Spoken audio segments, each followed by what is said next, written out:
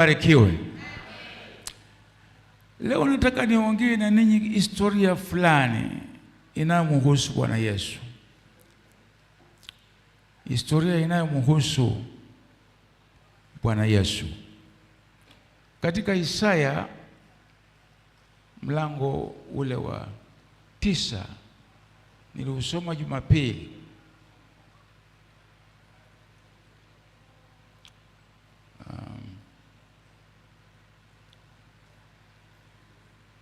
Tukisoma mistari mingi kidogo, yule mtu wa mtandao hapa, niongezee mstari wa pili, 3, 4, mistari minne, alafu nitaruka nitakwenda mstari wa 6. Yule mtu wa kideo cha kanisa kule, taanza kusoma mstari wa 2, Isaya 9. Tutasoma na mstari wa 3. Tutasoma na mstari wa 4. Tutaruka, tutasoma mstari wa 6.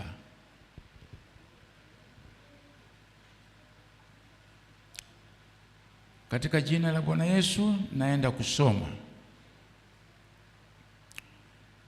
Watu wale walio kwenda katika giza wameona nuru kuu.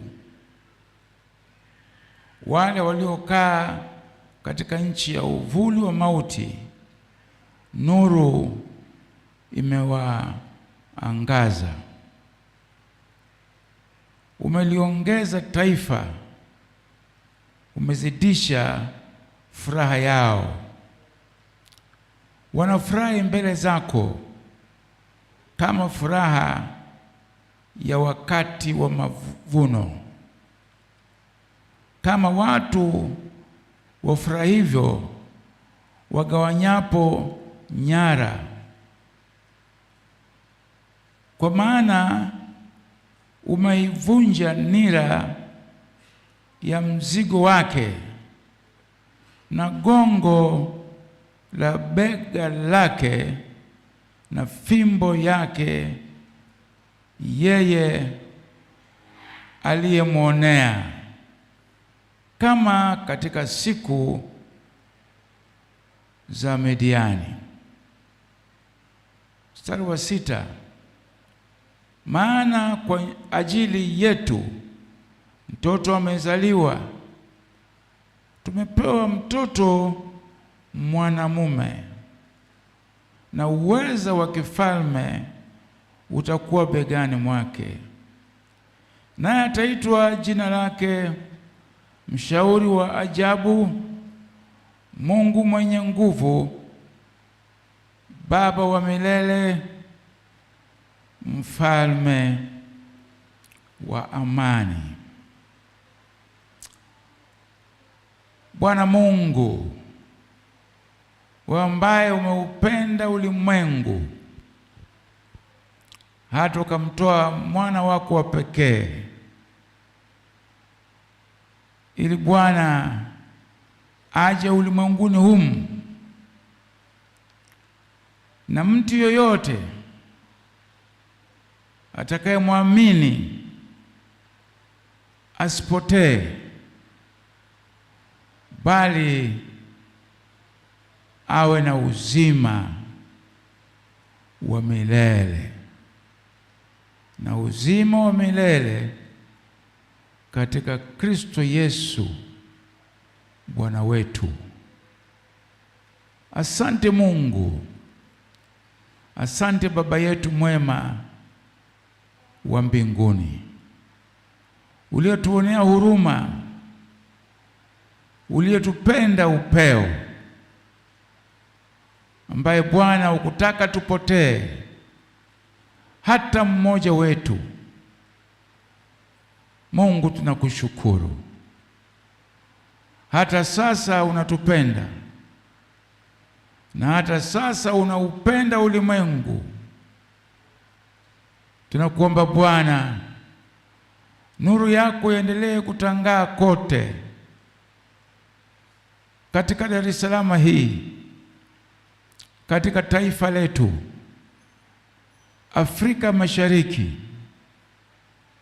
Afrika yote, na kwa ulimwengu mzima wa kizazi chetu, nuru ya Mwokozi Yesu itangae, ienee, na watu wengi wa kizazi hiki Bwana, kwa neema yako na kwa mvuto wa Roho wako Mtakatifu, wapate kuujia ufalme wa mbinguni.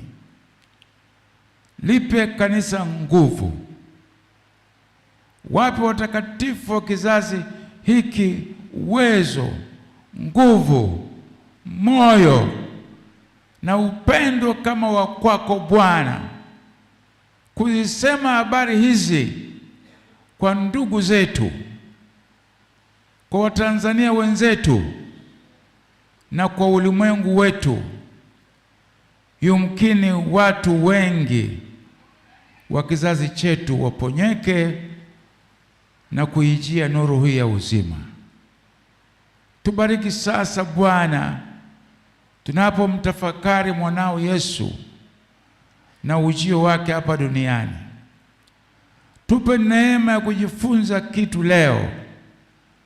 Tupe neema ya kuchukua jambo jema la baraka katika mioyo yetu, liweze kutuongezea hatua nyingine ya kutembea na wewe, liweze kutuongezea nia na moyo wa utumishi kwako. Bariki kila mmoja wetu, sisi ambao tuko hapa ndani, na wabariki wote ambao wanatuona katika maeneo mbalimbali ya taifa letu na hata nje ya taifa letu. Ni katika jina kuu la Yesu Kristo kila mmoja wetu aseme amen. Asante sana.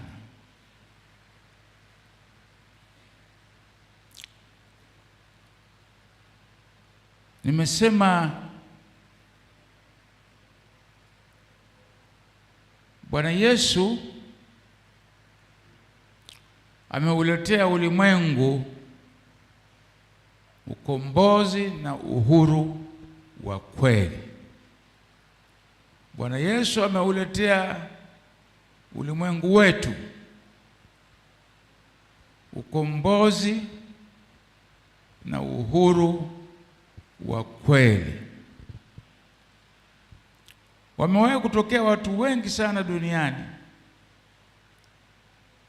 wakitetea ukombozi wa watu wao, uhuru wa watu wao.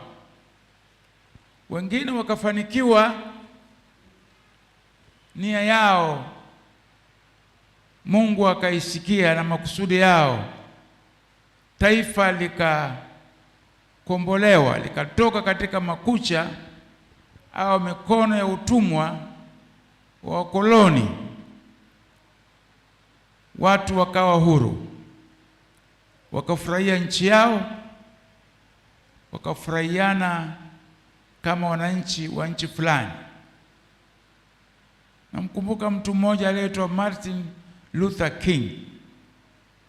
Alikuwa anagombania uhuru wa watu weusi Marekani. Alikuwa mtu mnenaji wa ajabu sana, lakini bahati mbaya ndoto yake ya kuona Marekani ikibadilika na mtu mweusi akiheshimika ikakatizwa kwa sababu aliuawa.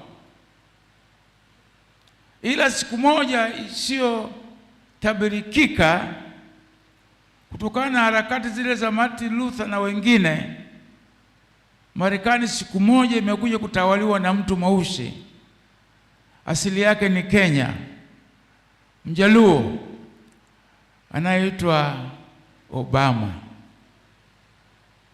Kwa hiyo zile harakati za Martin Luther hazikuwa bure.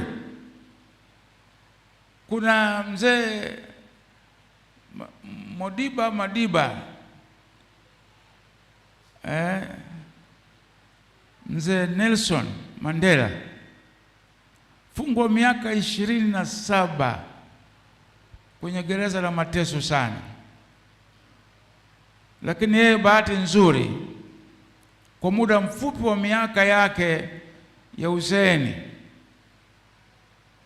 kwanza alifunguliwa yeye mwenyewe, pili akawa huru, akawa nje na akaweza kuletea watu wake uhuru. Waafrika wakaonekana kama ni watu katika nchi ya Afrika Kusini, na mtu huyo akawa rais mweusi wa kwanza wa Afrika Kusini. Hizo ni aina fulani mbalimbali. Itakuwa simtendee haki mwenda zake Mwalimu Nyerere na watu kama akina Kenyatta na kina Milton Obote wa hapa Afrika Mashariki. Ni watu waliofanya harakati, walioteseka kwa namna moja au nyingine. Mzee Kenyatta alifungwa, Obote na Nyerere walipiga harakati za maneno, Afrika Mashariki ikawa huru. Lakini hapa kwa leo nasema ukombozi na uhuru wa kweli wa ulimwengu ulioletwa na Bwana Yesu, mwana wa Mungu aliye hai. Tumekuwa tukisherehekea kuzaliwa kwa Bwana Yesu kila tarehe 25 mwezi wa 12.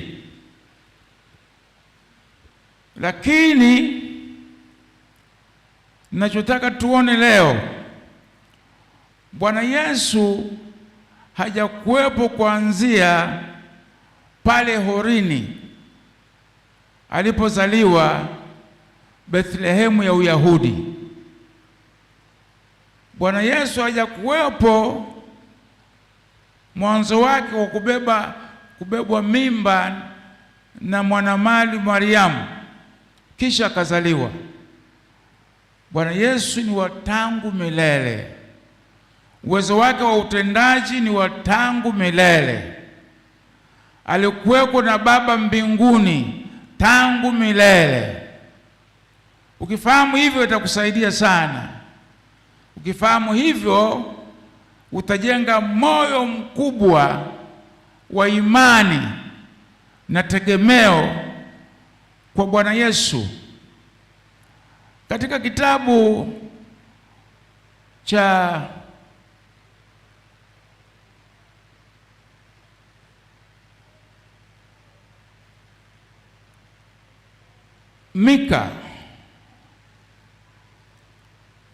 Mika mlango wa 5,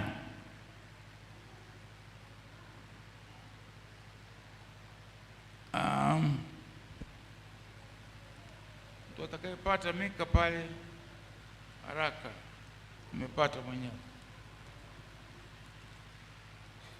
Tunasoma maneno haya: bali wewe Bethlehemu Efrata, uliye mdogo kuwa miongoni mwa maelfu au miongoni mwa elfu za Yuda, kutoka kwako wewe atanitokea mmoja atakaye kuwa mtawala wa Israeli, ambaye kutokea kwake au matokeo yake yamekuwa tangu zamani za kale, tangu milele. Nabii Mika ametabiri ujio wa Bwana Yesu. Nabii Mika alikuwa sahihi kutabiri hata mji ambao Bwana Yesu angalizaliwa. Lakini siri iliyoko hapa ambayo hatuizungumzi sana ni kuwepo kwa Bwana Yesu. Maongeo yake, kuwepo kwake hakujawa kuanzia Bethlehemu. Kumekuwa tangu milele. Bwana Yesu ni wa tangu milele. Amekuja kuanzisha kipindi cha neema kutoka kwa Torati, kuleta upatanisho. Sasa si Mungu awe na taifa moja duniani linaloitwa Israeli, ambalo litaitwa taifa lake. Tangu Ibrahimu wataitwa watu wake, lakini Mungu awe Mungu wa mataifa yote. Kuanzia rohoni, Mungu ni wa mataifa yote, amezaa au ameumba watu wote, lakini si watu wote ni wana wa Mungu, si watu wote ni taifa la Mungu. Bwana Yesu amekuja kuzindua kipindi cha Agano Jipya ili kwa njia ya yeye sasa ulimwengu mzima upate kufikiwa na upendo wa Mungu, na kwa njia ya Yesu Kristo katika ulimwengu kuzaliwe watu kutoka Kenya, watu kutoka India, watu kutoka Brazil, watu kutoka Uingereza, watu kutoka Urusi, watu kutoka Canada, watu kutoka Japani, watu kutoka Nigeria, watu kutoka Afrika Kusini, watakaomwamini Yesu Kristo kuwa Bwana na Mwokozi, wapinduliwe, wageuzwe, wazaliwe mara ya pili, wamwamini Yesu Kristo kuwa Bwana na Mwokozi. Hawa wakiokolewa wanakuwa kwa wingi wetu taifa la Mungu aliye hai. Haleluya, haleluya. Kabla ya Yesu Kristo taifa la Mungu lilikuwa moja. Kabla ya Yesu Kristo watu walioitambuliwa, walioitwa wana wa Mungu ilikuwa ni Israeli. Lakini baada ya Kristo Yesu kuzaliwa na injili kuhubiriwa na watu wa mataifa mbalimbali kumpokea Bwana Yesu, sasa tunalo kusanyiko, tuna taifa teule duniani, tuna watoto wa Mungu wa kila kabila, wa kila taifa, ambao kwa njia ya Yesu Kristo sasa tunatambulikana kama watoto wa Mungu. Haleluya, haleluya. Tukisoma Injili ya Yohana mlango wa kwanza, asili ya Bwana Yesu ambaye amekuja kuwa mkombozi wa kweli wa wanadamu na kutuletea uhuru wa kweli. Ametokeaje? Tunao watu wana mashaka, tunao watu wanabambikiza majina mbalimbali na ya matusi mara nyingine kwa Bwana Yesu, lakini Bwana Yesu ni wa tangu milele mbinguni. Katika Yohana mlango wa kwanza tunasoma, hapo mwanzo kulikuweko neno, naye neno alikuweko kwa Mungu, naye neno alikuwa Mungu. Huyo mwanzo alikuweko kwa Mungu. Vitu vyote au vyote vilivyofanyika,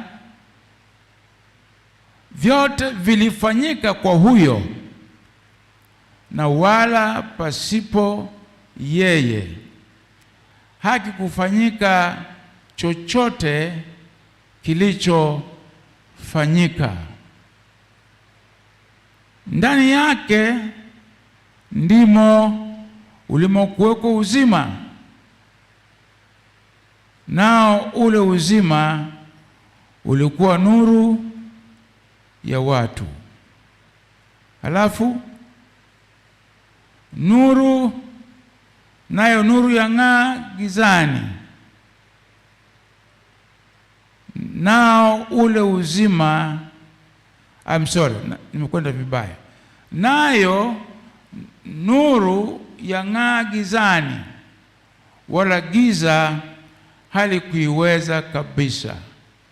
Tunasema Bwana Yesu amekuweko tangu mwanzo, na amekuwa muumbaji pamoja na Mungu, na pasipo yeye hakuna kitu tunachokiona ambacho kingalikuwepo kama Bwana Yesu hakuwepo. Yeye na Mungu wameumba ulimwengu. Katika kitabu hicho cha Yohana mlango wa 8, hapa kuna uwazi mkubwa sana katika mabishano ya Yesu na wale walioshindana naye. Hawakupenda ujio wake.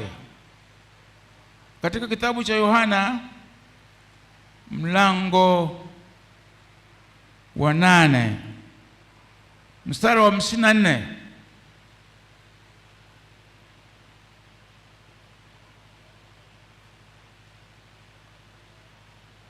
Bwana Yesu akiongea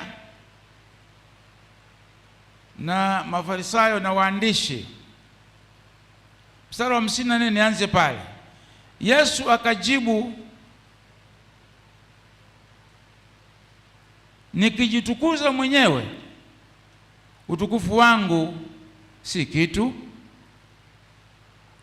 Anitukuzaye ni Baba yangu, ambaye ninyi mwanena kuwa ni Mungu wenu.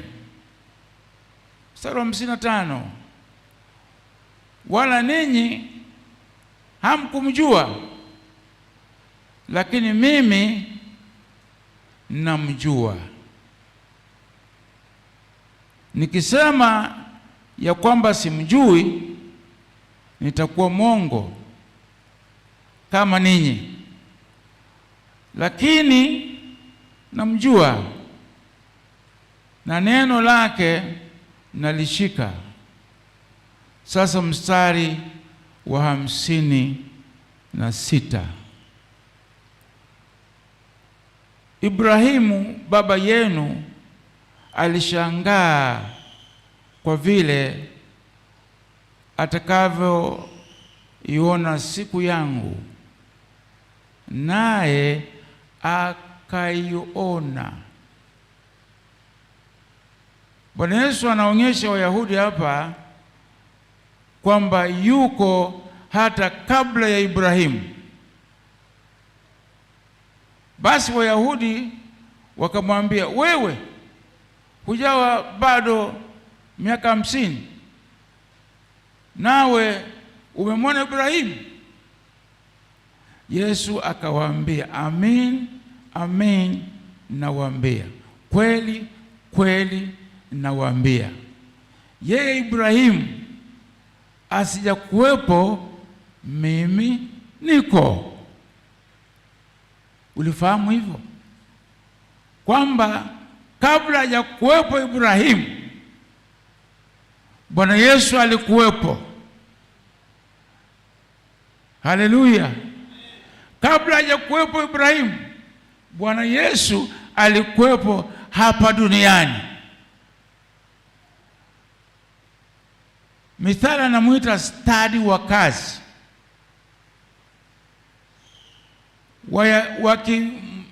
Wakimsema na kumwambia, wewe ni mtoto mdogo, umezaliwa juzi. Lakini Yesu anawaambia, kabla huyu mnaye mfahamu kama baba yenu, mwanzilishi wa taifa Ibrahimu, mimi nalikuwepo. Tukisoma kitabu cha Mwanzo, ninachotaka leo ni wewe uone asili ya Bwana Yesu ambaye ameleta ukombozi na uhuru wa kweli ulimwenguni. Kitabu cha Mwanzo mlango wa 14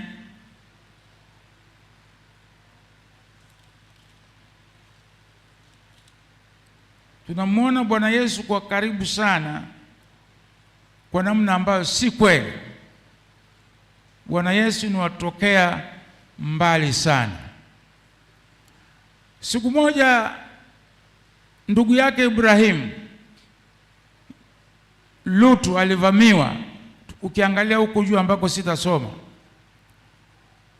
akachukuliwa mali zake na yeye na watu wake na mkeo wakatekwa, wakaenda utumwani.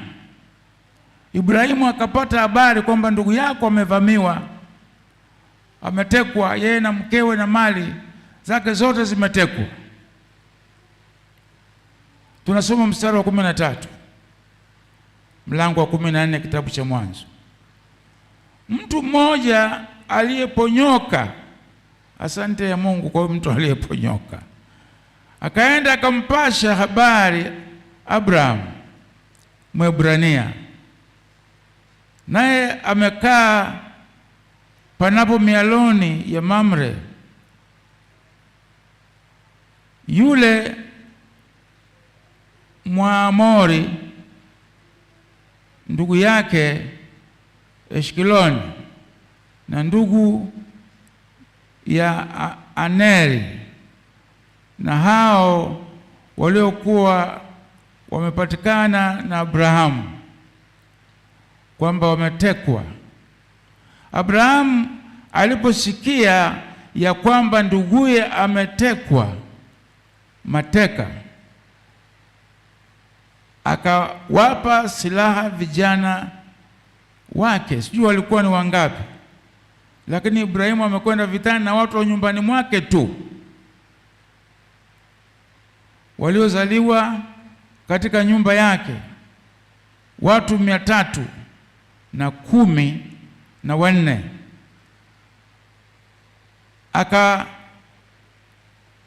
Akawafuata mpaka Dani, hao waliotekwa nduguye na watu wa nyumbani kwake. Akajipanga apigane nao usiku, yeye na watumwa wake. Akawapiga, akawafukuza mpaka Hoba ulioko upande wa kushoto wa Dameski, naye akarudisha mali zote, akamrudisha na Lutu nduguye na mali zake na wana wake pia na watu. Naendelea. Abrahamu aliporudi kutoka kumpiga Kedorlaoma na wale wafalme waliokuwa pamoja naye, mfalme wa Sodoma akatoka amlaki katika bonde la Shawe, nalo ni bonde la mfalme. Haya, kuna mtu mmoja hapa ameitwa Melkizedeki, mfalme wa Salemu, akaleta mkate na tini, naye alikuwa kuhani wa Mungu aliye juu sana.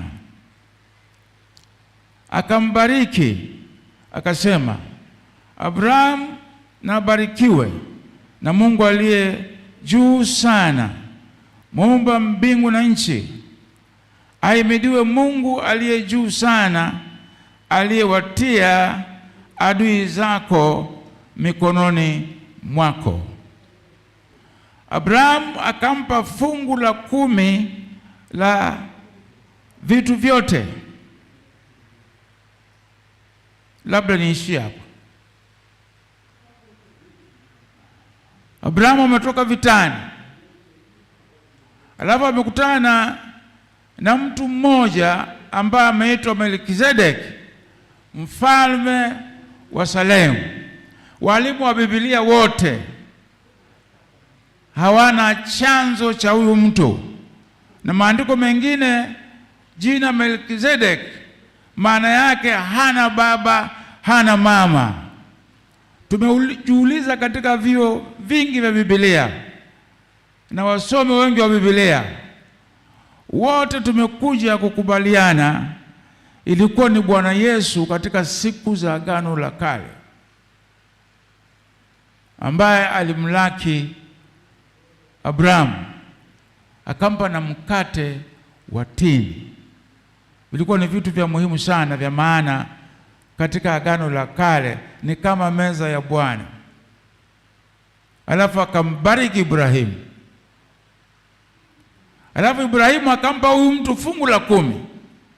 Unafikiri ni mfalme kweli wa Salemu mpagani apewa fungu la 10?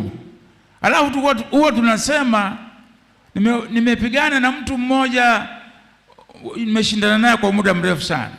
Alafu mtu anaonekana ni mtu wa siku nyingi sana katika makanisa yetu, anasema fungu la 10 siwezi kutoa kwa sababu fungu la 10 ni sheria ya Musa. Lakini sasa wewe hata una haja kuwa msomi wa Biblia. Kitabu cha Mwanzo ni kabla ya vitabu vya sheria, si ndio? Vitabu vya Mwanzo ni kabla ya vitabu vya sheria, si ndio? Vitabu vya sheria vimeanza kitabu gani? Kutoka. Kabla ya Kutoka, Ibrahimu alimtolea Bwana wake mtu aliyestahili, mtu aliyeheshimika, ambaye kiBiblia hana mafafanuzi mengi. Ameitwa mfalme wa Salemu. Huyu alikuwa ni Bwana Yesu katika siku za Agano la Kale. Bwana Yesu amekuwepo tokea zamani sana. Amekuwepo kabla ya kuingia kwenye tumbo la Mariamu na kuzaliwa. Bwana Yesu ni mkongwe sana, sio mtu wa kawaida. Amekuwepo pamoja na Mungu, ameumba pamoja na Mungu, ameubariki ulimwengu pamoja na Mungu. Adamu ameumba pamoja na Mungu. Akiwepo Yesu katika uumbaji, ambaye Biblia inamuita stadi wa kazi. Jina la Bwana libarikiwe. Hebu angalia mwenzako, mwambie unakataa kutoa fungu la 10 kwa sababu umefikiri ni la Agano la Kale, Torati. Mwambie kama unafikiri fungu la 10 ni Torati, umepotoka, umepotea. Na watu wanajikinga tu ni Torati kwa sababu ya wivu wa kumtolea Mungu fungu la 10, choyo ya kumtolea Mungu fungu la 10. 100 unatoa 10, inakudhuru nini? 10 unatoa 1, shilingi 1, shilingi 9 zote ni zako, inakudhuru nini? Mtu mmoja ambaye alikuwa mtengenezaji wa nafikiri Colgate Palmolive, alitushuhudia mwalimu wetu Marekani. Alianza kutoa fungu la 10, alafu akamwambia Mungu, ukinibariki nitatoa 20%. Mungu akambariki sana, akatoa 40%. Mungu akaendelea kumbariki sana sana sana. Siwezi nikasimulia kama yule Marekani alivyotusumulia chuoni, lakini alifariki akitoa 50% kwa 50 kwa ajili ya Bwana Mungu wake, na Mungu akawa amembariki sana sana. Yesu anaonekana tena mlango wa 18 kitabu cha Mwanzo. Nakupa historia ya Bwana Yesu na kazi zake katika Agano la Kale. Mwanzo 18, angalia pale haraka.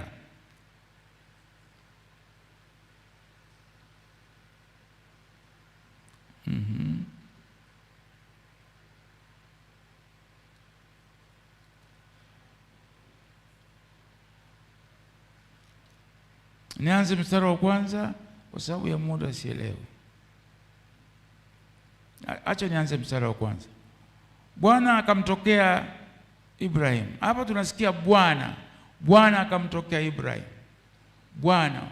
Mungu akamtokea Ibrahim karibu na mialoni, kama kawaida yake ya Mamre, alipokuwa ameketi mlangoni pa hema yake mchana wakati wa hari. Akainua macho yake akaona, natazama watu watatu. Nataka ushike watu watatu, usisahau watu watatu. Nitakwenda na wewe masafa marefu kidogo. Wamesimama mbele yake, naye alipoona alipiga mbio akawalaki kutoka mlangoni pa hema yake.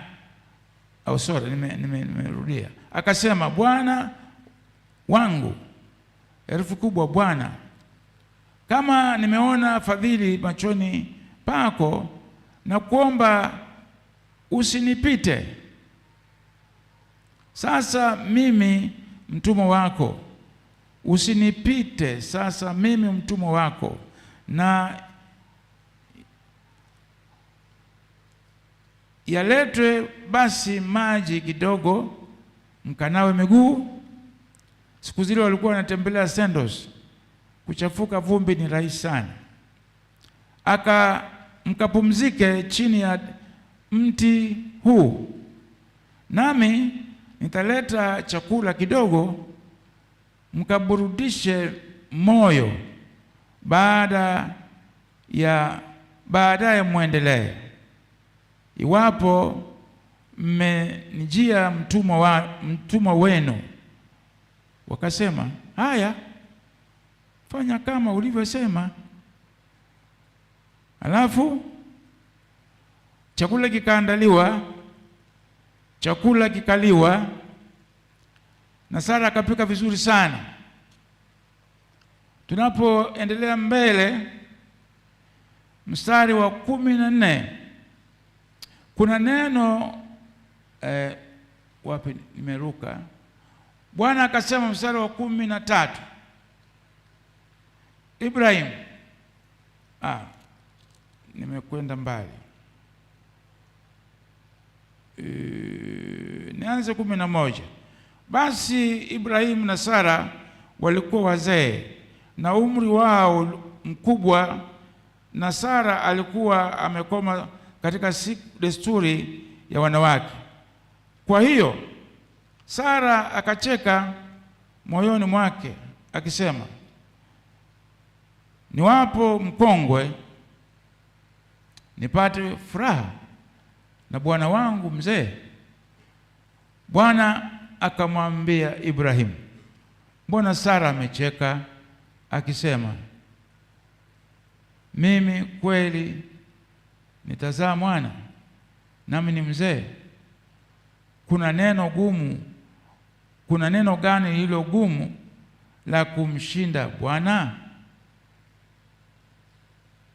Kwa muhula wake nitakurudia wakati huu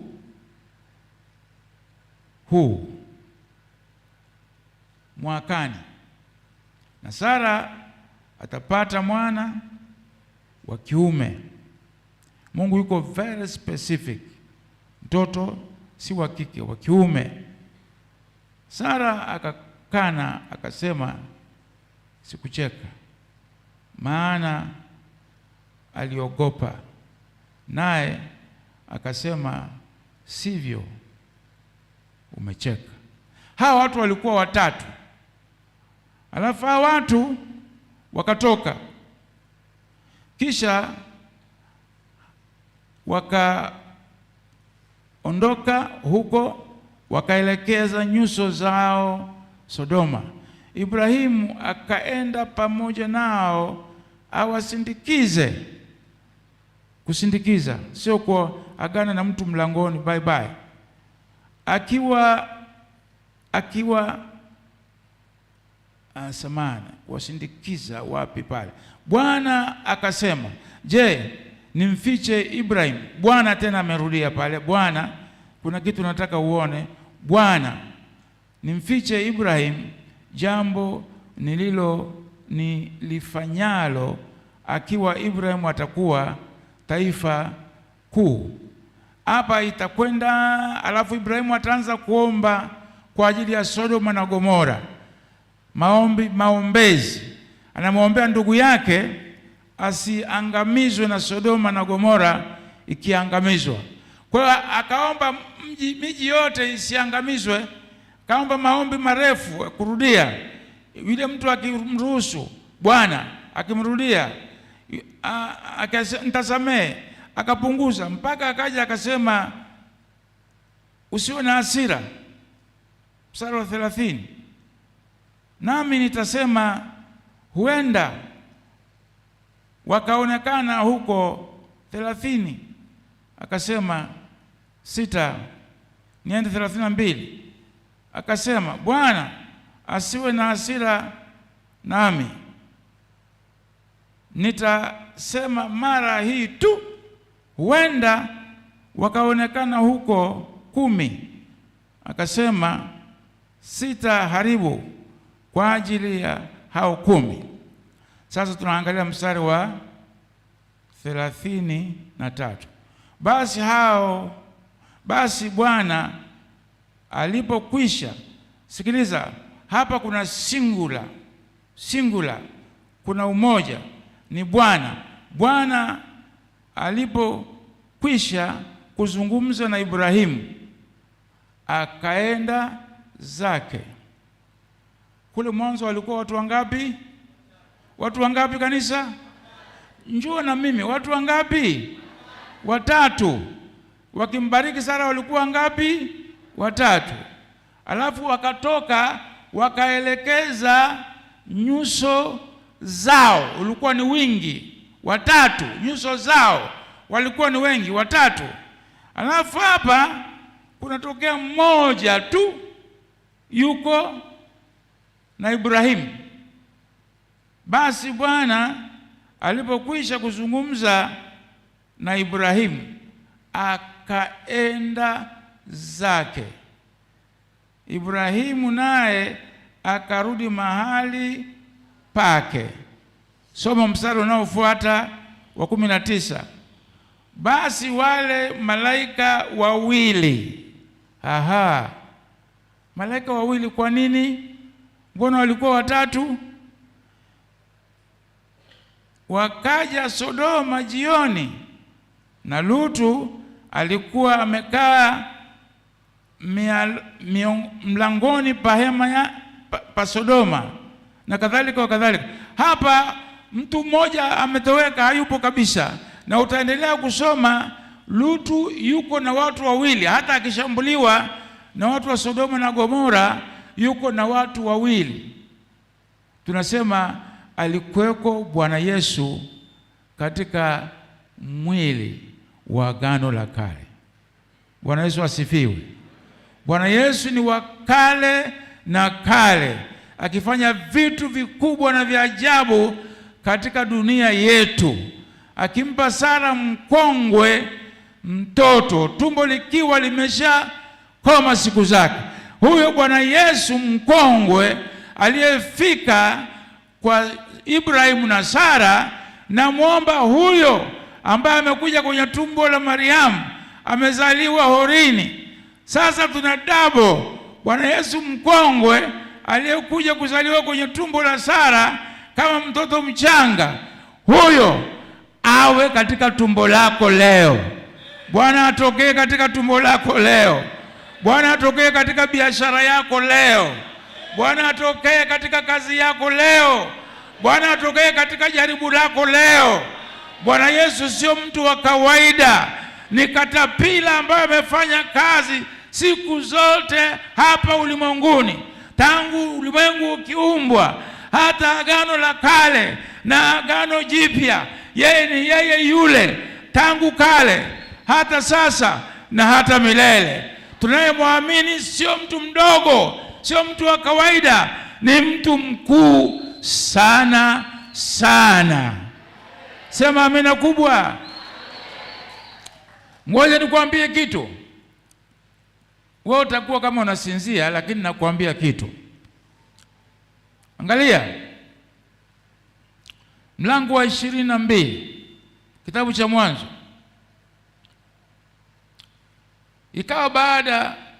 Ikawa baada ya mambo hayo, Mungu alimjaribu Ibrahim, akamwambia Ibrahim, naye akasema mimi hapa. Akasema umchukue mwana wako wa pekee umpendaye. Mungu jeuri, Mungu jeuri sana. Alifahamu uhusiano wa Ibrahim na yule bwana mdogo ni wa hali ya juu kupita kawaida. Wewe unagomea fungu la 10 tu, unagomea ujenzi tu. Halafu nikwambieni, wale watu wanaotuahidi 20,000 ambazo tumesema nazo tunazitaka na tunaziombea, wanaotuahidi 5,000, wale wanaotuahidi 50,000, nafikiri mpaka 100,000, 1,500, hawa watu huwa hawatupagi kabisa. Mara zote walio wengi, hata sasa hivi nenda pale kwenye vitabu, walio wengi ni wale watu ambao wameahidi kidogo, kidogo sana, ambacho unaweza kusema hakitamlemea, na tunamshukuru Mungu kwa hicho kidogo, nacho kuna sehemu yake katika ujenzi, nacho tutakibariki kabisa, na hicho kidogo ulichotoa kwa moyo utabarikiwa. Lakini hao, nimesahau kupitia pale nije na takwimu, hao ndio wasiotoa. Wanaoahidi 300,000, 500,000, milioni, milioni 3, milioni 10, safari zimefika mpaka 20, hao ndio wanaotoa. Alafu unasema ni kwa sababu wanazo. Si kweli hata kidogo. Ni kwa sababu wanampenda Mungu wao kuliko pesa, wanampenda Bwana Yesu kuliko maisha haya. Unajua upo leo, kesho haupo ndugu yangu. Kesho haupo. Na sura yako hiyo kesho haupo. Na kitambi chako hicho kesho haupo. Na nywele zako nzuri kesho haupo. Na suti yako ya maana kesho haupo. Na gari lako liko nje kesho haupo. Si uchuro, huu ni ukweli. Ukiwekeza kwa Mungu, kuna hazina yako mbinguni. Haleluya. Haleluya. Haleluya. Ibrahimu alitoa mtoto Bwana, aliyezaliwa kwa uchungu Bwana, kwa tumbo ambalo halikuwa la kuzaa tena kabisa Bwana.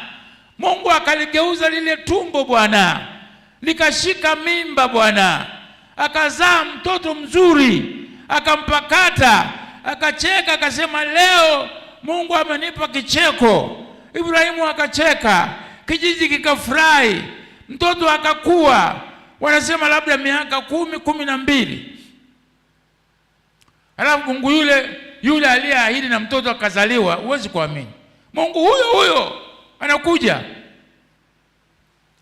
anazitaka hizo 1,000 zako 5, anataka hiyo 1,000 yako 20, anataka hiyo 1,000 yako 50, anataka hiyo 100,000 yako 1, anataka hiyo 100,000 yako 2 au 3 au 5, anataka hiyo 1,000,000 yako kulingana na moyo wako na nia yako na nguvu zako na juhudi zako za kutoa 1,000,000.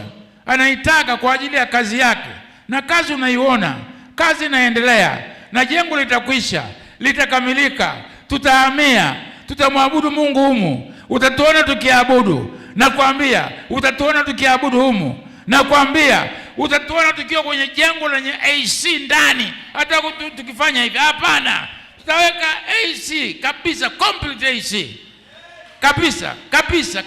Nakwambia ngoja tu utatuona, ngoja utatuona, si mbali utatuona. Nakwambia tutafanya. Wale watu 300 wa Gideon watafanya. Wale 22,000 wakarudi nyumbani. Kama unataka kuwa 22,000 narudi nyumbani, wewe rudi tu. Sisi 300 tutajenga. Katika jina la Yesu tutajenga. Katika jina la Yesu tutajenga. Kwa jina la Yesu tutajenga. Katika jina la Yesu mkongwe tutatembea naye, tutafanya kazi. Haleluya. Ibrahimu akaambiwa toa.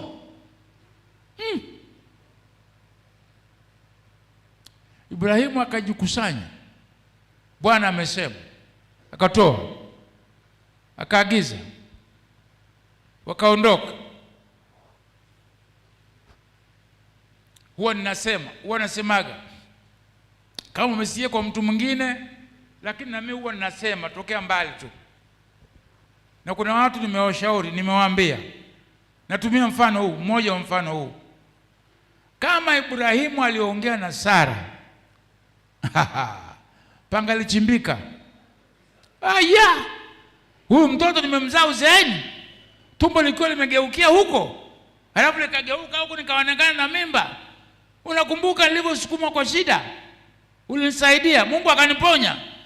Huyu Mungu wa maono umemtoa wapi Ibrahimu? Angalijing'ang'aniza kwa Isaka na kuambia, sijui alikuwa na makucha au uzeeni, sijui angalimshika yule mtoto asingalitoka pale. Lakini Ibrahimu kimya akatoka na watoto. Sijui alisema anakwenda kupanda mbegu, sijui kwenda kufanya nini. Akajifungasha akaondoka. Akaenda. Bwana amemwambia. Akaondoka. Akafika alikofika. Akaacha wale watumwa. Juzi tumesikia hiyo hadithi. Alafu akaondoka na Isaka peke yake. Ndipo Isaka akamuuliza lile swali, baba, kuni tunazo. Baba, moto tunao. Baba, kisu tunacho. Kondoo. Yaani hiyo inakata Makenzi, inakata. Yaani kama mzazi ungalidondoka kwanza uzimia, alafu usimame baadaye. Maana ule anakwenda kumchinja ndiye anakuambia hivyo. Anakuambia sasa, baba, sasa hivi mimi naona ngoja nikuulize swali bwana. Kuni tunazo baba, na moto baba tunao. Alafu naona na mkisu mkubwa tunao. Sasa kama kawaida, kondoo baba, nasemaje, kondoo baba yuko wapi? Muulize mwenzako. Hizo noti zako zimelia namna hiyo mfukoni? Mwambie hizo noti zako na Isaka vinafanana kweli? Noti na Isaka vinafanana? Fungu la 10 kweli la 1000 tu vinafanana? Hata akasema Mungu atajipatia. Twende. Akafika mahali juu ya mlima Moria, tengeneza, na walitengeneza na mtoto. Unajua kupanga kuni walikuwa pamoja, na anayechinjwa naye anapanga kuni. Yaani unaona Mungu wangu, huyu namchinja naye anampangia kuni. Au anakamata, anafunga. Baba, unafikiri alikuwa nyamaza? Baba, jamani baba, yaani nilikuwa ni mimi baba. Kwa hiyo mwanangu, hii imetoka kwa Bwana. Tumwangalie Bwana, hii imetoka kwa Bwana. Alafu Biblia inasemaje? Ngoja. Biblia inasema hivi. Ibrahimu, mstari wa 10. Mwanzo 22:10. Ibrahimu akanyoosha mkono wake, akakitoa kisu, haikuwa mzaa, ili amchinje mwanawe. Nyosha mkono, toa kisu kabisa, chomoa. Haikuwa mzaa, na amekifikisha mahali ambapo anajua atakata mara moja, mtoto hata hema tena, kwa sababu itamuumiza mno akihema tena. Alikuwa akiangushia shingo kule, kichwa kule, mwili kule.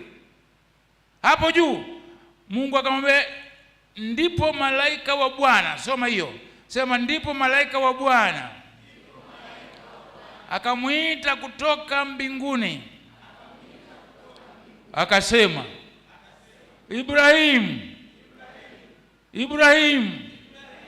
Naye akasema, mimi hapa. Asema mimi hapa, full stop. Akasema,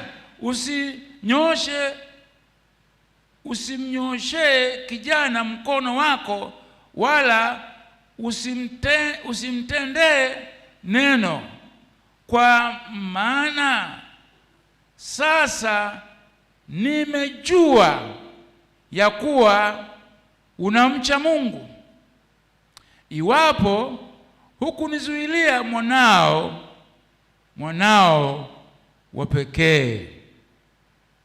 Ibrahimu akainua macho yake akaangalia, anatazama kondoo mume yuko nyuma yake. Huyu malaika wa Bwana, wataalamu wa Biblia, wasome wa Biblia, tunasema ukiona mahali Biblia imesema malaika wa Bwana, alikuwa ni Bwana Yesu katika siku za Agano la Kale. Hapa mwanzo tumesikia Mungu, si ndio? Mungu alimwagiza, ni Mungu alimwagiza kamchinje mwanao. Sasa hapa malaika wa Bwana kutoka wapi? Mbinguni. Huyu alikuwa Bwana Yesu mwenyewe. Kulikuwa kwa ushirika wa Mungu na Yesu katika tendo hili la kupokea na kuangalia sadaka ikichinjwa sawa sawa. Mungu alisema chinja, na Kristo Yesu ambaye atakuja kuangikwa msalabani kwa ajili yetu, kama Isaka akiwa ni mfano, ni kielelezo, akaita kutoka mbinguni, mimi nitakuja kufanya hiyo kazi. Acha mimi nitakuja kuwa mwana kondoo sahihi wa dunia na dunia nzima, usimguse mwanao. Sasa nimetambua. Hebu angalie mwenzako, mwambie kweli Mungu ametambua kwamba unalipenda jengo lake hili na unatoa. Mwambie Mungu anaweza kukuambia natambua unaipenda hii kazi ya nyumba yangu hapa. Muulize, Mungu anaweza kukuambia hivyo? Naipenda hii kazi ya nyumba hii. Nimetambua unaipenda kazi hii. Muulize, unaipenda kazi ya ujenzi? Mwambie unapenda lile kapu la fungu la 10. Muulize unatoa. Lakini kuna watu wanaweza wakajigamba kabisa hapo nje hapo, si mshirika wa kanisa hili, usichezee kanisa la Mungu hapa, hata tamani kupiga na kibao. Lakini wewe kaka, hebu twende kwenye kitabu cha fungu la 10. Upo?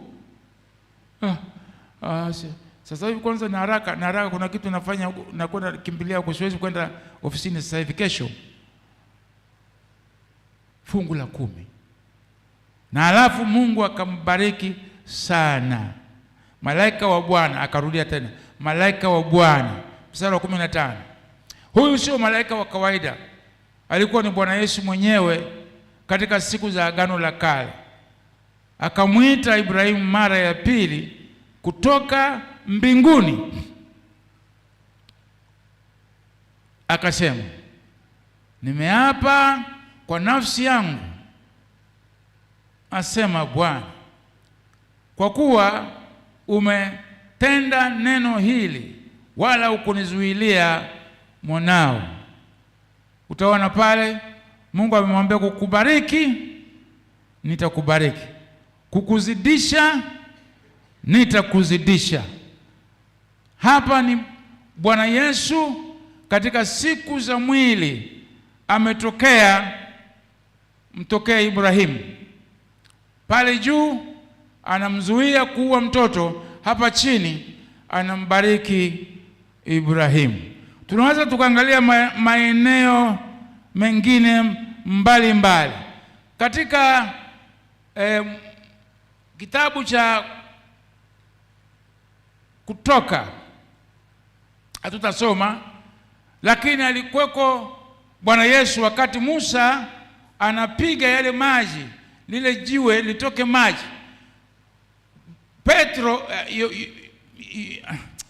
Paulo katika mlango wa 10 wa kitabu cha Korinto wa kwanza anasema ni Yesu alikuwa mwamba wa maji jangwani, watu wakanywa, wakaburudika, wakavunja kiu yao.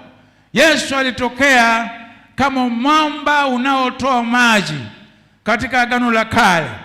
Hata leo tunasema Bwana Yesu anaanza kukutokea kama faraja. Unahitaji faraja. Bwana Yesu amekuwa faraja siku zote. Amekuwa kutoka Agano la Kale akifariji. Mfariji Bwana Yesu si wa leo, ni toka Agano la Kale. Yeye ni mfariji. Unahitaji faraja ya nini? Unahitaji faraja ya ujane. Wewe ni mjane, Bwana Yesu yupo faraja yako. Wewe ni yatima, Bwana Yesu yupo faraja yako. Wewe umefanyiwa vibaya labda ofisini, au umepata hasara kwenye kazi yako, unatembea kwa kunyong'onyea, usijali. Yuko Bwana Yesu, ni faraja. Atashuka kwako ukimwomba, ukimuuliza, ukimtafuta. Yeye ni faraja ya wale walioumia au walioumizwa vibaya. Katika Agano la Kale tunamwona, utasoma 17 Kutoka mstari wa 5 mpaka wa 7, unaweza ukaona pale. Katika kitabu cha Yoshua mlango wa 5, ningalipenda nisome Yoshua kabla sijafika tamati. Yoshua mlango wa 5. Wakati Yoshua anaikabili Jeriko, mstari wa 13, kitabu cha Yoshua mlango wa 5, tuangalie pamoja mstari ule wa 13.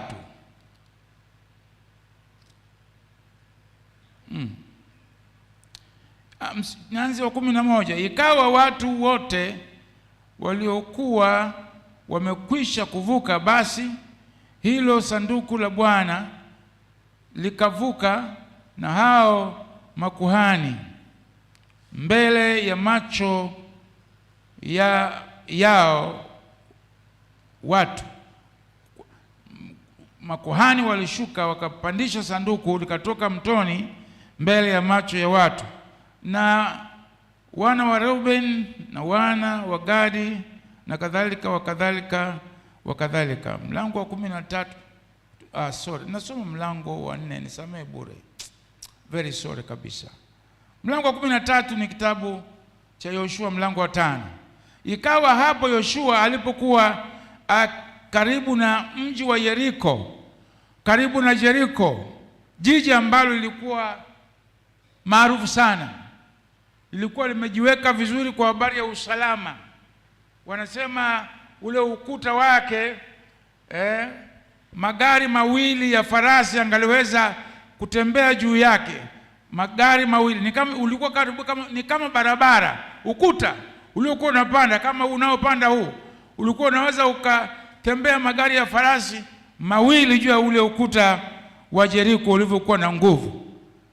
Tunasoma ya kwamba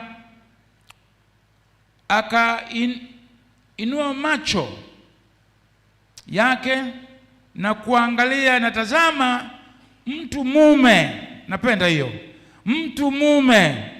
Na pale tulikosoma tumeambiwa tumepewa mtoto mwanaume.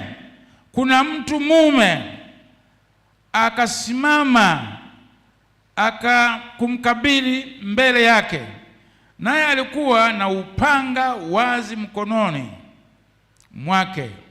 Yoshua akamwendea na kumwambia, je, wewe u upande wetu au upande wa adui zetu? Akasema, la, lakini nimekuja sasa. Niliamiri wa jeshi la Bwana.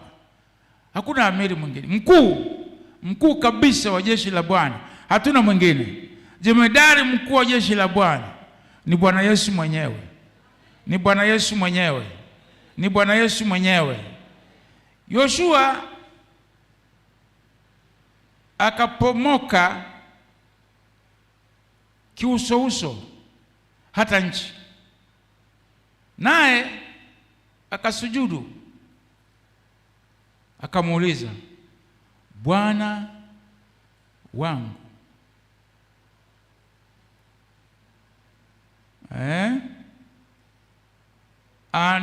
aniambia nini mimi mtumishi wake?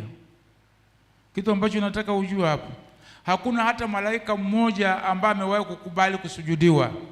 Malaika wote wanasema mimi ni mtumishi mwenzako niliyotumwa kuja kwako. Malaika hawasujudiwi. Kwa hiyo huyu hakuwa malaika yoyote. Nataka ujue huyu alikuwa Bwana Yesu mwenyewe. Ndio maana alikuwa tayari kusujudiwa. Alianguka kifudifudi, akasujudu, akamwambia, nifanye nini mimi mtumishi wa Bwana? Huyo amiri wa jeshi la Bwana akamwambia Yoshua, sikia, vua viatu vyako miguuni mwako, kwa kuwa mahali hapa usimamapo ni patakatifu. Yoshua akafanya hivyo. Tuko na mtu mkubwa sana, uko na amiri jeshi. Joshua hakuwa peke yake atembee na amiri jeshi au alakiwe na amiri jeshi. Anakwenda kukabiliana na jiji kubwa lisilo kuwa rahisi kupigwa, na hawa ni askari vijana wa chini ya miaka 20 na kuendelea. Wametoka utumwani, wamekuja kukaa jangwani hapo. Si askari kitu, ni watu ambao kwa kweli si wa kutegemewa, si wa kuwekewa matumaini kwenda kupigana na mji wa Jeriko ulivyokuwa umejipanga, na nguvu yake si ya kawaida. Lakini yuko mtu kutoka mbinguni, yuko Bwana Yesu mwenyewe, amiri wa jeshi la Bwana. Yuko kwa ajili yako nakwambia, yuko kwa ajili yako nakwambia, yuko kwa ajili yako nakwambia, yuko hata leo nakwambia. Yesu ni mpambanaji nakwambia. Yeye ndiye ambaye amekuja kama mwana mapinduzi, mwana mageuzi, zaidi ya mzee Nelson Mandela, zaidi ya Martin Luther King, zaidi ya mzee kule Kenyatta, zaidi ya mwenda zake Nyerere, zaidi ya kina Obote. Tunaye Bwana Yesu, tunaye Bwana Yesu. Wewe unaye Bwana Yesu. Unapigania nini? Unasumbuliwa na nini? Una vita vya aina gani? Una mateso yepi? Tunaye amiri jeshi wa Bwana, mzoefu wa vita. Yuko tangu zamani, yuko na leo, kwa ajili yako, kwa ajili yako, kwa ajili yako, kwa ajili yako, kwa ndoa yako, kwa familia yako, kwa kazi yako, kwa ajili ya biashara yako. Usiogope. Tuna amiri jeshi wa jeshi la Bwana. Haleluya, haleluya. Nataka nikwambie, Yesu si wa leo. Yesu yuko hapa ulimwenguni.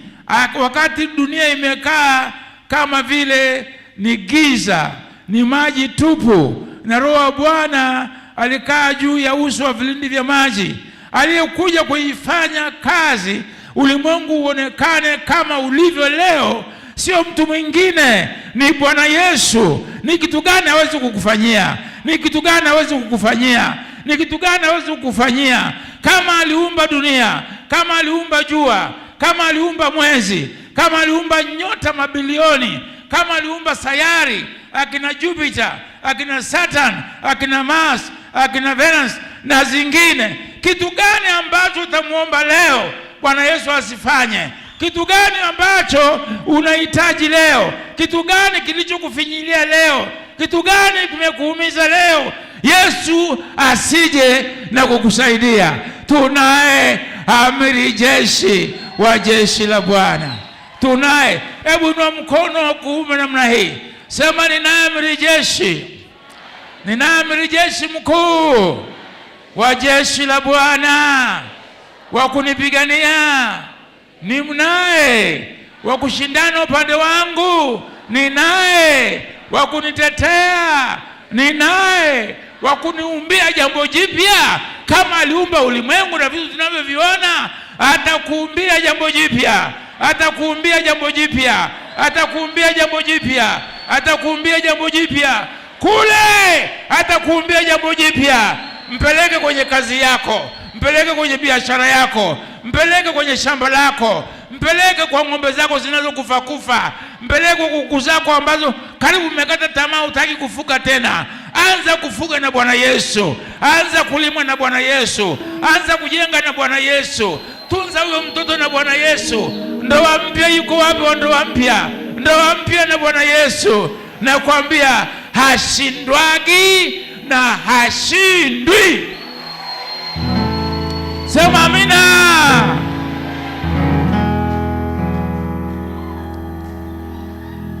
Nimeacha mengi kwa wale vijana wa Kiebrania, akina Shadraka, Meshaki na Abednego walifanya kiburi. Mwambie mwenzako fanya kiburi. Mwambie unapokuwa na amiri jeshi fanya kiburi.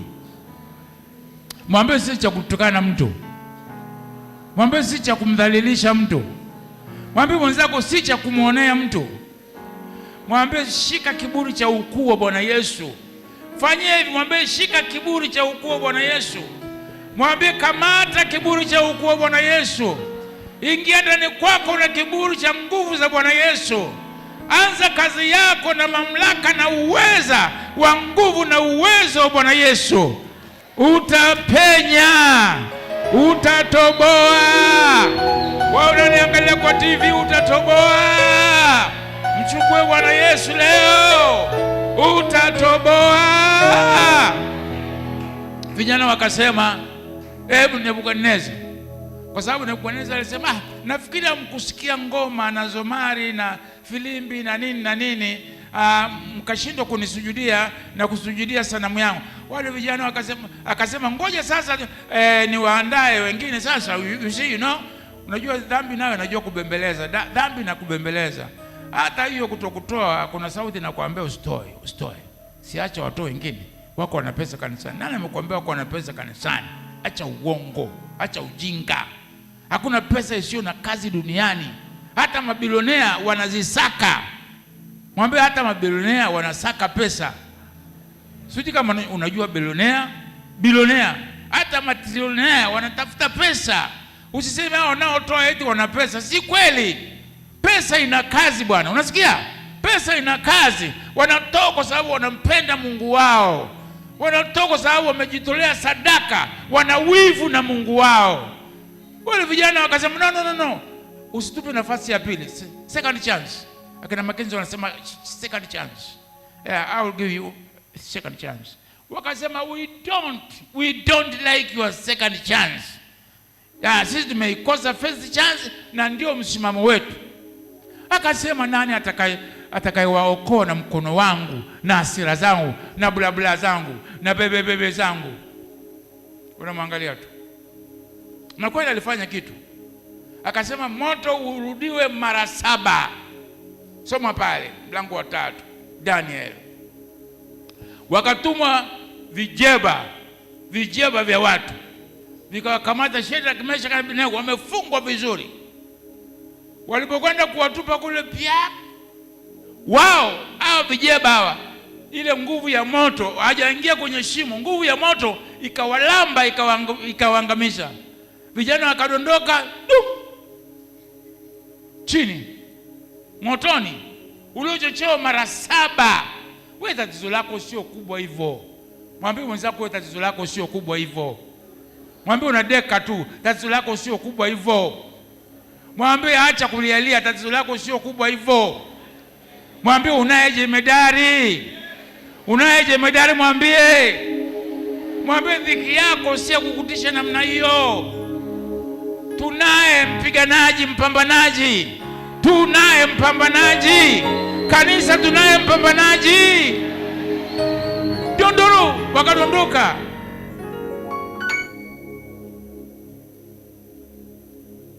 Wakaonekana. Nebukadneza akiangalia wanavyoangamia,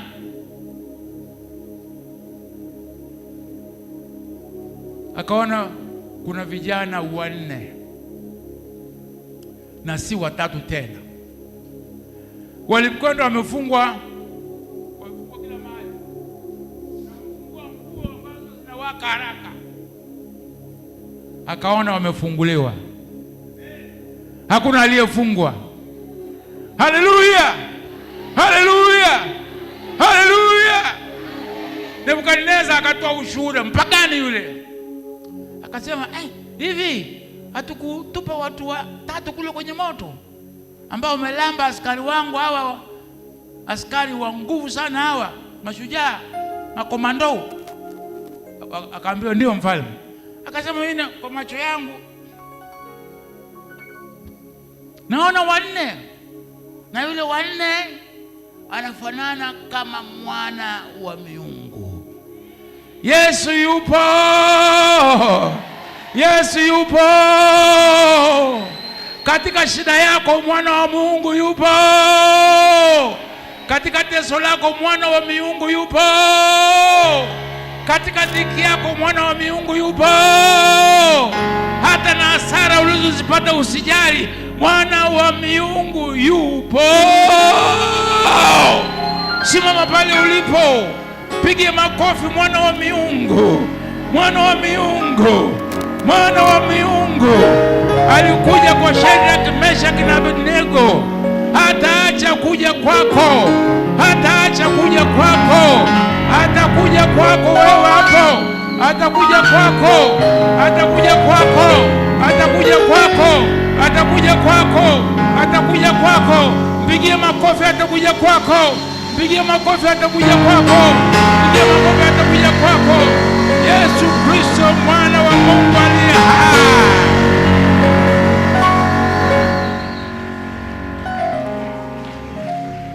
Siku zote, miaka yote na tangu milele, Yesu ni Mungu. Sema kwa nguvu, siku zote, miaka yote, tangu milele na hata milele, Mwokozi wangu Yesu yupo. Haleluya! Nani nitungie wimbo wa kwaya mmoja hapo? Yesu yupo, siku zote yupo, tangu milele yupo, sasa hivi yupo, hivi sasa yupo. Mlete kwako, yupo. Yule aliyempigania Joshua yupo, mwite, yupo. Aliyempigania kina Shadraka, Meshaki na Abednego yupo. Aliyempa Sara mtoto yupo. Aliyeleta mwana kondoo badala ya Isaac yupo. Haleluya!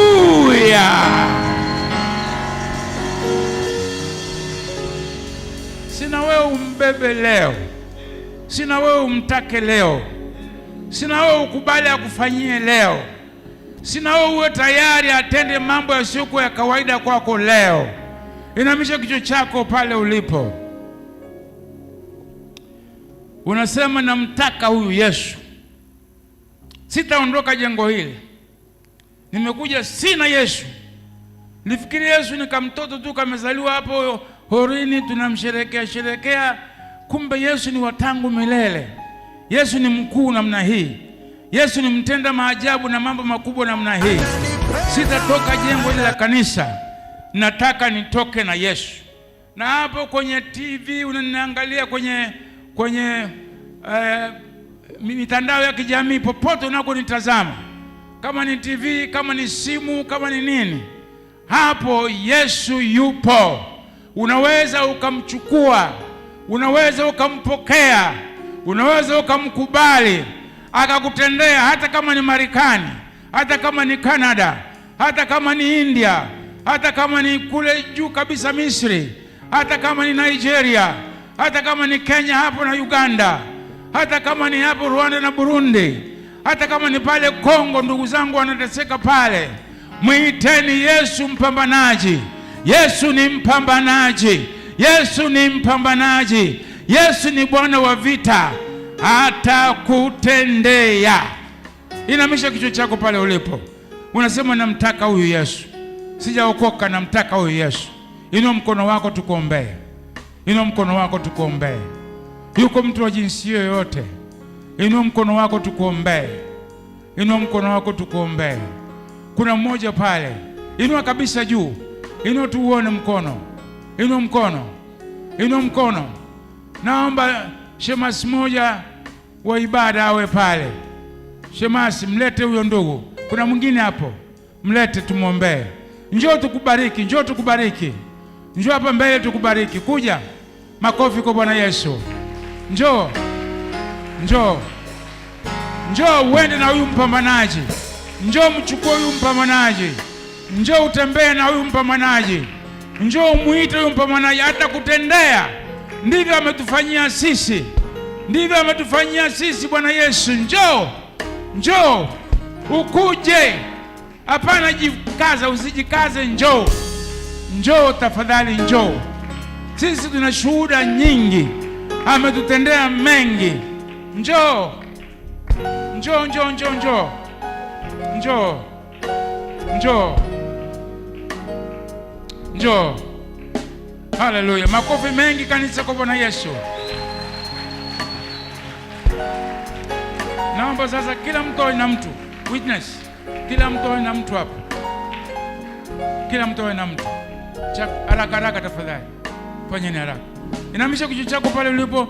Unaumwa au una shida yoyote, inua mkono wako juu. Inua mkono juu. Unalo hitaji lolote, weka mkono wako juu. Weka juu sana. Huo mkono weka juu sana. Alafu ulete kifuani, sema katika jina la Yesu, naja mbele zako Bwana. Mimi ni mwenye dhambi. Siwezi kujiokoa mwenyewe. Nahitaji neema yako na huruma zako Bwana Yesu. Uje moyoni mwangu. Unisamehe dhambi zangu na kunitakasa moyo wangu. Kwa maana mimi mwenyewe nimeamua kutoka moyoni. Nimekata shauri kabisa kuachana na dhambi zangu, kuachana na maovu yangu na kupokea Yesu. Kaa kwangu. Kaa kwangu Bwana. Unitendee mambo mema, makubwa na ya ajabu kama ambavyo umekuwa ukitenda tangu agano la kale. Nitakase maisha yangu. Nipe upya ndani mwangu. Nijaze na Roho wako Mtakatifu. Futa jina langu Bwana katika kitabu cha hukumu na jehanamu ya milele. Naomba asubuhi hii kwa damu yako Yesu, andika jina langu katika kile kitabu kitakatifu cha uzima wa milele kilichoko mbinguni. Sasa ninaamini kwamba umenisamehe dhambi zangu na nimeokoka, na dhambini sitarudi tena. Nitatembea na watu wa Mungu. Nitasoma Biblia. Nitajifunza Biblia. Nitakuwa nikiomba. Ninaamini nitapokea mambo mengi mema na ya baraka kutoka kwako. Katika jina la Yesu, na laani kila uchafu, kila uharibifu, kila ugonjwa, kila teso, kila onevu, kila aina ya makandamizo, kila namna zozote zile za kuonewa na adui, zihame ndani mwangu. Na kulaani ugonjwa, na kulaani uonevu, roho ya udhalimu inayotaka kunidhulumu, ninakulaani, ninakupinga, ninakuharibu kwa jina la Yesu, jemadari wa vita vyangu. Kwa jina la Yesu, tabibu mkuu wa matabibu wote, uliweza kuweka mtoto katika tumbo la mkongwe Sara. Bwana, unaweza kuweka mtoto katika tumbo langu, katika viuno vyangu vya mbegu za uzazi. katika jina la Yesu. Naomba Bwana, nitembelee nyumbani, nitembelee kazini, nitembelee kwenye biashara yangu, nitembelee kwenye ufugaji wangu, nitembelee kwenye shamba langu, nitembelee kwenye masomo yangu. Kwa jina la Yesu napokea muujiza wangu, napokea uponyaji wangu kwa mamlaka kuu ya jemedari wa vita Yesu Kristo. Maonevu yote, udhalimu wote, dhuluma zote zimeshindwa, zimeshindwa.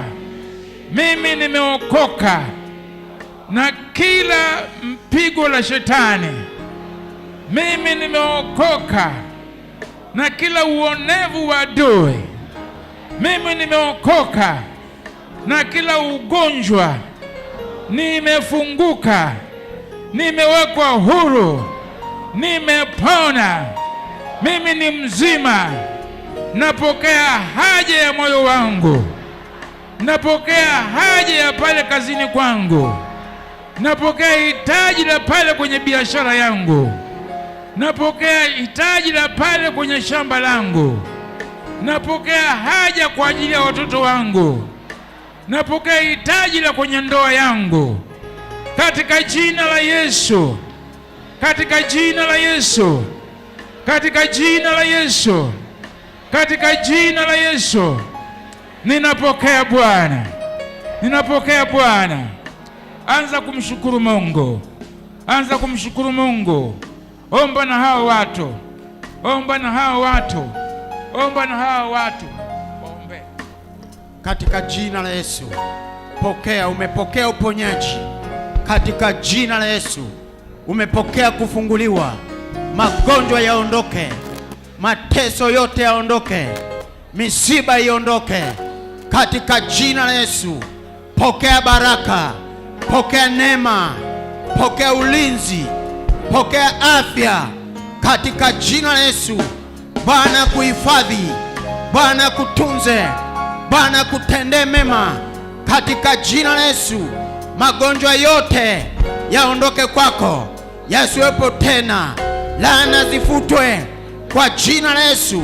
Mapepo yote ya kuachilie, ndoto mbaya zitoke kwako katika jina la Yesu. Navunja vifungo vyote vya magonjwa na nguvu za giza, nazikemea katika jina la Yesu. Pokea afya, pokea uzima, pokea uponyaji. Naliweka jina la Yesu juu yako. Pokea kwa jina la Yesu. Pokea nuru ya uso wa Bwana. Pokea, pokea baraka, pokea amani, pokea uzima katika jina la Yesu. Bwana amekuponya, Bwana amekubariki, Bwana amekuinua, Bwana amekutendea miujiza. Inua mikono yako miwili juu, mshangilie Bwana sasa. Ametenda, amekutendea, amekuponya katika jina la Yesu Kristo. Na wote tuseme amen, amen. Tukae. Hao waongofu wapya tuende nao pale wahudumu. Tukae. Kwaya watapanda hapa, watakuwa na mtukuza Bwana wakati tunatoka. Kwaya husika. Nikupe matangazo, nikupe matangazo.